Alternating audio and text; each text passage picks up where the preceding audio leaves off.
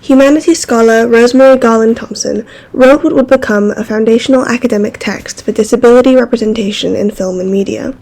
She identified 4 visual rhetorics of how disabled people have been portrayed: the wondrous, the sentimental, the exotic, and the realistic.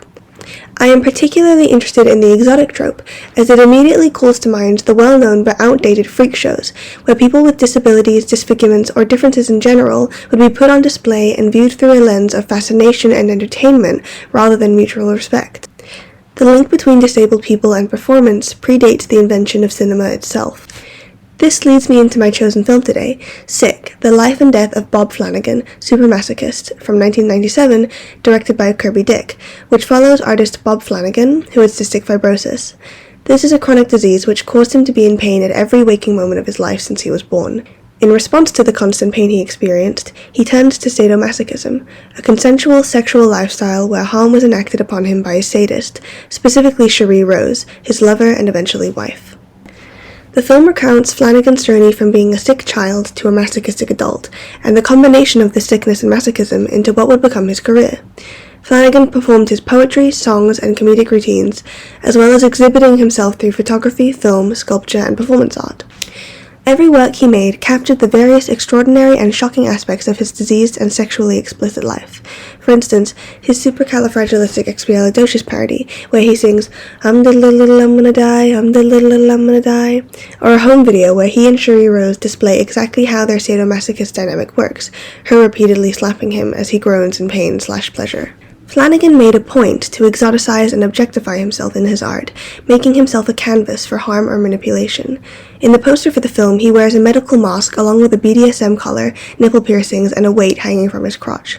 His performances are explicitly erotic, forcing audiences to recognize the sexuality of his disabled body. It seems that Flanagan was aware of the association between disabled bodies and freak shows, and instead of shying away from this, decided to embrace his existence as a freak, feeding into audiences' unconscious connections and biases. However, contrary to Garland Thompson's list of criteria, neither Flanagan's art nor the film itself distance him from the viewers. Rather, we get an incredibly intimate view of him both physically and emotionally.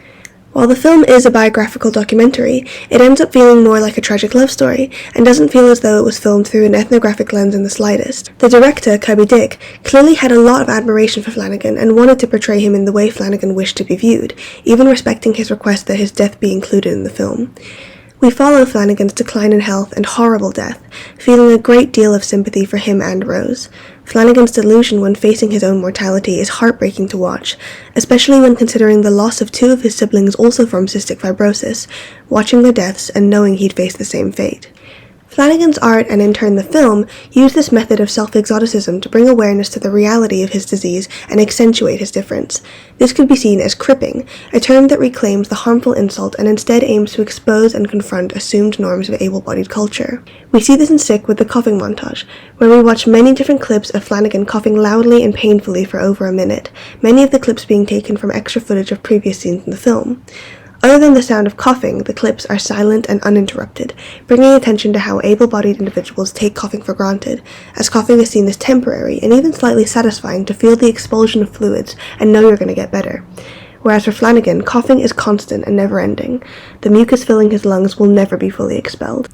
Additionally, the coughing acts as an unrelenting reminder to both him and us of the incurable disease and the looming reality that it will be the cause of his death. This also relates to the method of queering in Flanagan's art. While Flanagan and Rose are technically in a heterosexual relationship, their dynamic goes against all heteronormative traditions. In one of their home movies, Leather from Home, we watch Flanagan clean the house in a dress and a wig, while Rose stands over him, later whipping him as he lies strapped to a table. This dynamic of Rose physically dominating Flanagan switches typical gender roles, with both of them practicing a gender demolition every day, said in Bob's own words. Flanagan's submissive nature is said to be linked to his illness and his relationship with pain. He accepts that, although he is too weak to carry out expected male exertions, one thing he can do to express his masculinity is to take it like a man.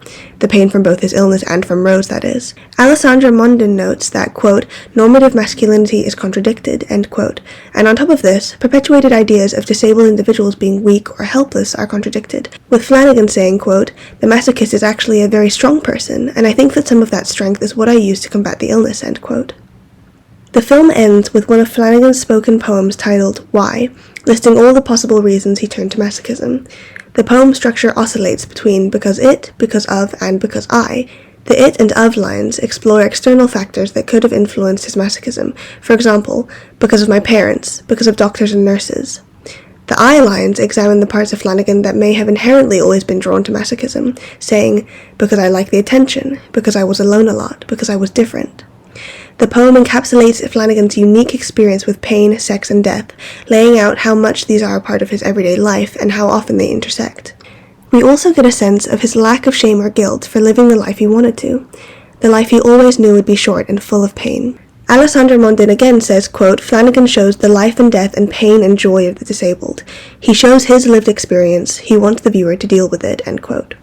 Overall, Bob Flanagan was a great example of a disabled person having full agency over how his body and mind was presented to the public, and he chose to be completely, unapologetically himself. Through this, he spread awareness on cystic fibrosis and challenged preconceived notions on how an invalid can exist. He used exoticism as a tool to invoke curiosity and convey his rare insights given his exceptional circumstances.